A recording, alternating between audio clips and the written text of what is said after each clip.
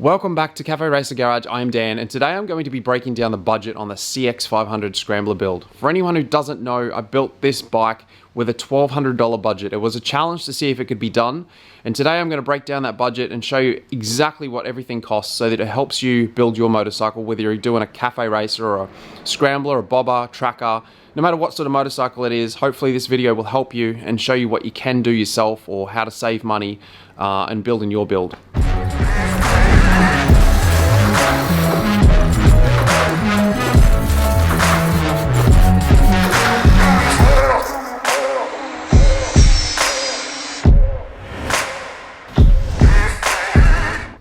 Before we get started on today's video, I do want to mention something that you may have just noticed in the background of that intro I did, which was the stainless steel exhaust system.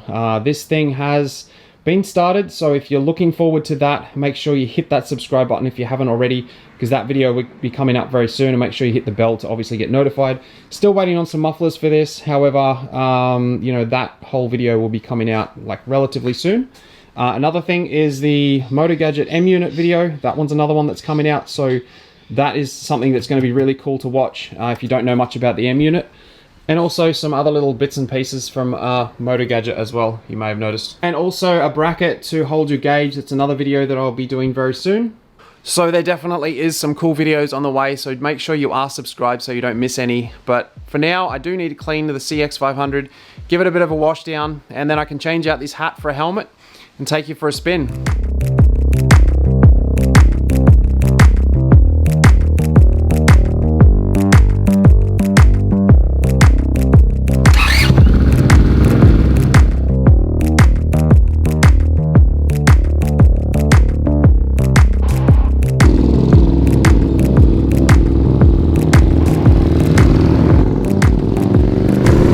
I spend so much time in my garage. I really need to get out more and take my bikes out. This is amazing. Today's weather is perfect.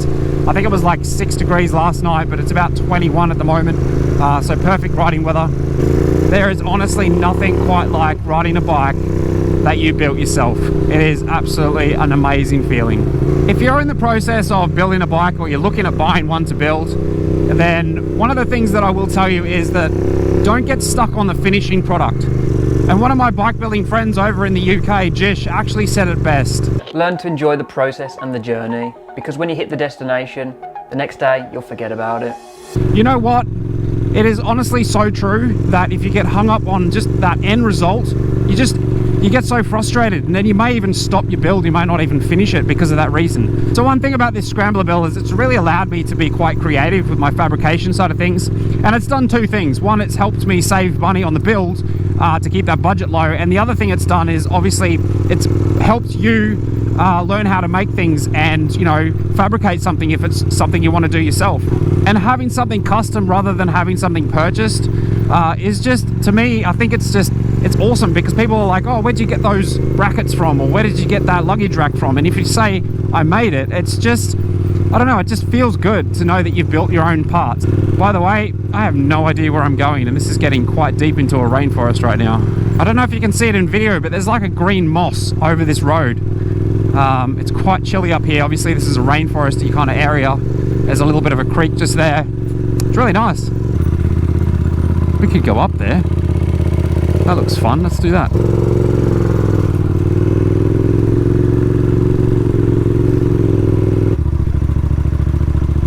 Just when I thought I was going to take it on its first little dirt track, there's a gate in the way.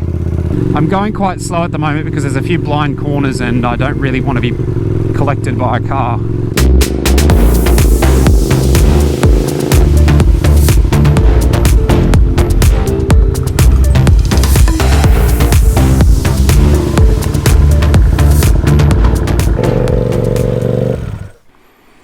Alrighty. So what I've done is I've made a list of everything I purchased for this bike. And what I'm going to do is I'm going to go through that list with you and just tell you the cost of everything that I purchased. Now, just know that everything that I purchased for this bike has either been bought from Amazon, eBay, or any of my local stores that have the stuff that I need, like paint and small things like that.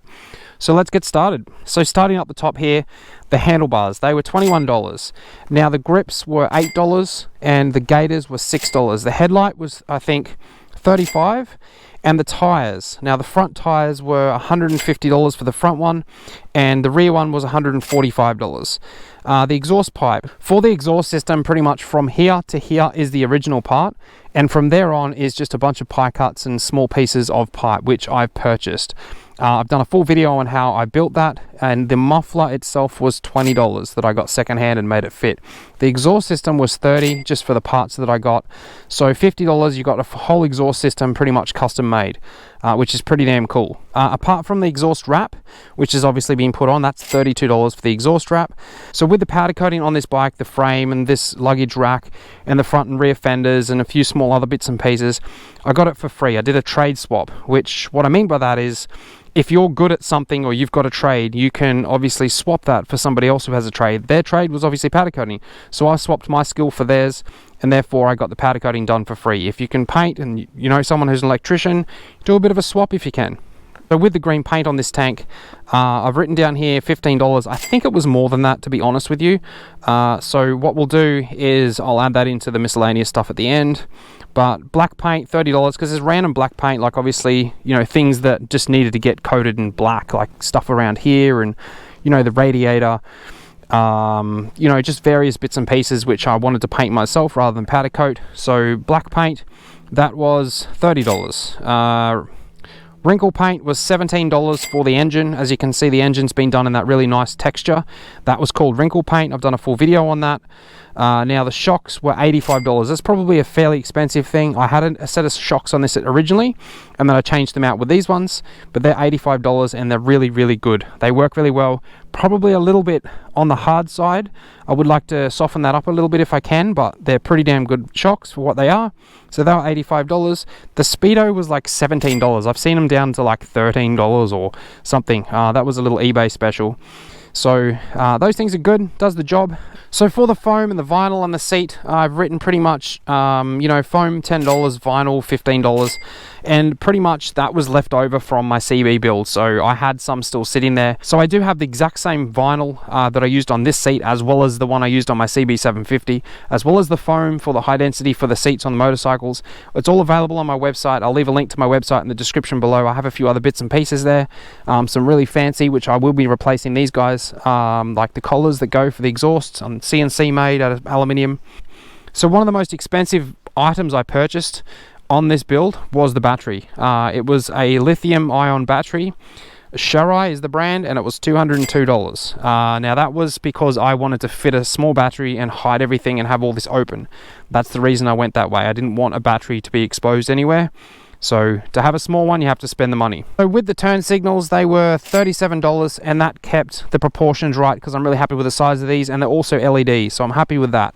Now the hoop was pretty much built by me. If you haven't seen that video, I'll leave a link to that video in the description below as well.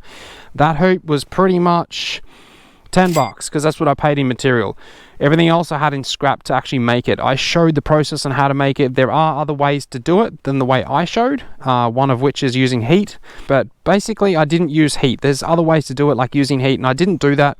I just wanted to show the process of bending it around something, and that's what I did. So if that is interest to you and you want to make a specific size hoop or width, then check that video out. So the rear wheel on this bike was originally a 16.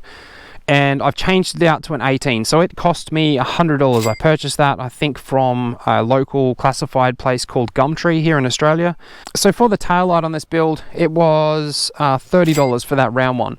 Now we could possibly add the second taillight into this as well. The only reason I have two taillights is because this frame that I made, the luggage rack, well, actually kind of sort of blocked it a little bit, so I put a second one in.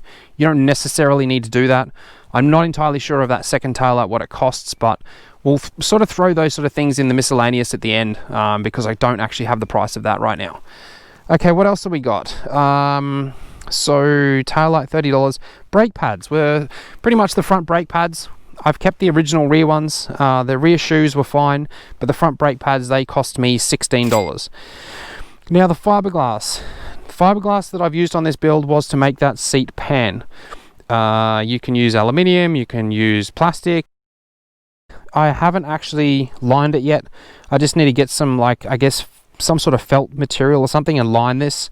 However, that's the fiberglass. There was very minimal there, but it's still not the cheapest thing to get. So that ended up costing me $60 for all the fiberglass resin and the chop strand mat. So this is the battery model that I used for the CX500, just in case anyone's interested.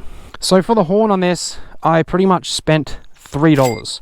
Yeah, $3 for the horn, and kind of sounds like $3. So I need to really upgrade that.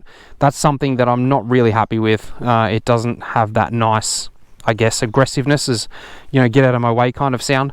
You always have this here though, so if you want someone to move, you just give it a rev. If you've got a loud enough exhaust, they're going to hear you. Okay, so the next thing is what I've already mentioned, the secondhand muffler. That was $20, and that was pretty much me hunting around a few muffler places, and I found one that I liked, so I made it fit and retrofitted it to it, and I've made a video on that as well. So back under the seat, these 3 wires here are actually for the secondary tail light for the luggage rack, and they're going to have a clip on them like this so that I can quickly release it and take this luggage rack off if ever I want to. And I like it, actually, to be totally honest with you. Ever since I put it on there, I actually think it suits it, and I'm probably going to leave it on there, and I may not even do this, but it's nice to have in case you do want to remove it for whatever reason. But the thing that I want to mention under here is this seat latch.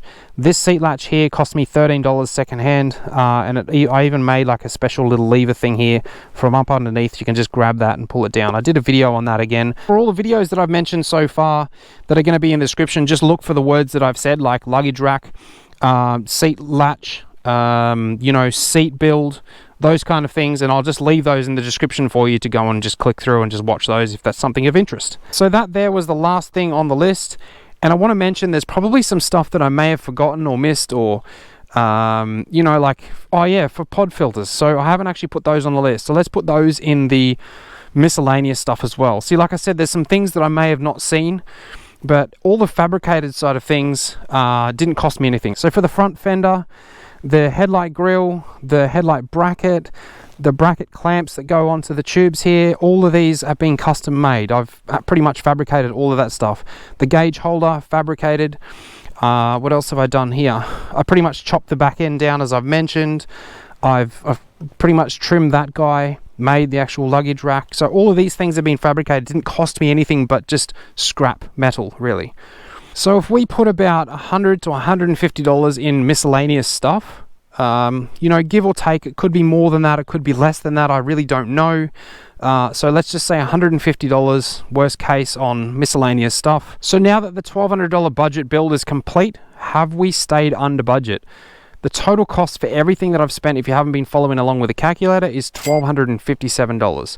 So actually just a little bit over the $1,200. However, just to keep in mind, I have sold some parts on this build, the original parts, like the gauges, the plastics, the rear wheel. All those parts have been sold, which recouped me $260. So we're back down to $997. Now that can take into consideration the few of the miscellaneous parts that I may have forgotten. Please leave me a comment if you think I've forgotten something on this build, like the pod filters. Those, you don't necessarily have to use those style of pod filters. You can use the cheaper ones, however, I wouldn't recommend it. So things like that can be added to this. So $997 is where it sits right now. Can you build a motorcycle on a $1,200 budget? The answer is yes. So the last thing I'm going to say here is, if you decide to build yourself a budget motorcycle like this, work out what your budget is and double it. I'm not saying it's going to cost you double, just double it so that you've got more money there for the things that you don't foresee. Things can break, things can snap, things can change, your ideas can change, you might want to add more to it later down the track. But to be totally honest with you, this was a real challenge for me to stay under that budget. I mean, it's done now, it's finished, but for instance, that little muffler that you see there, that secondhand, I hunted around for ages to try and find something that would suit this build, that was secondhand or something that was cheap, because mufflers just generally are not that cheap, and unless you get the generic one, then, you know, you're going to spend a couple of $100 or at least $150 on a decent muffler, and it wasn't in the build for this. So I spent like $30 on the exhaust system. I wasn't about to spend $150, $200 on a muffler for something that I'm trying to stay under budget. Ordinarily, yes, I would love to spend $200 on a muffler for this thing. It would sound awesome, but I was just so lucky to find that. And that's what I'm talking about, just looking around and trying to make your own bracketry. Obviously, the bracket was missing for the rear brake up there, so I had to make my own. making your own headlight brackets and grill and stuff like that is next to nothing because it's just scrap. If you have the ability to get hold of a welder and a grinder, you can do this sort of stuff. So hopefully by me breaking that budget down gives you a bit of an understanding of what things are going to cost for your build so you can work on your budget. But anyway, let's jump back up on that saddle and take this guy home.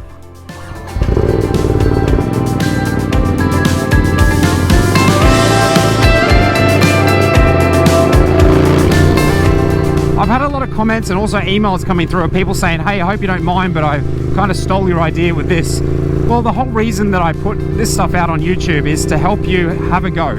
And you haven't actually stolen my idea. Just so you know, you've just taken an idea that you've seen and you've made it your own. I don't like people to think that, you know, I'm the only one that can create things, or I'm the one that created this idea and so you can't take it.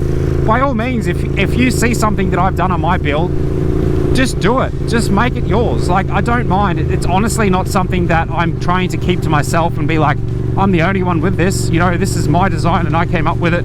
I want you guys to have a go. The whole reason I have this channel and the whole reason I'm starting a website and growing products is to try and help you guys build your motorcycles, build something that you love. I really hope you get to the point of a build like this and you've completed it and you get to ride it and experience the feeling of actually having something that you completely pulled apart or customized and put back together. But please, and I mean this, do not get fixed on the end result. Focus on the journey. It's going to take you a year, 2 years, 5 years, whatever it is. Just enjoy it because it is a process. Yeah, you're going to have some times where you're going to have some blood, sweat and tears. You're going to want to pull your hair out, and you're going to have some good times where you're sitting there with a beer and you're like, man, I did a good job. That looks so cool. So just enjoy that whole process. If you focus on the end result, it's going to be frustrating you the entire time. Trust me. Anyway, guys, that's it for this video. Have an amazing day, and I'll chat with you in the next one.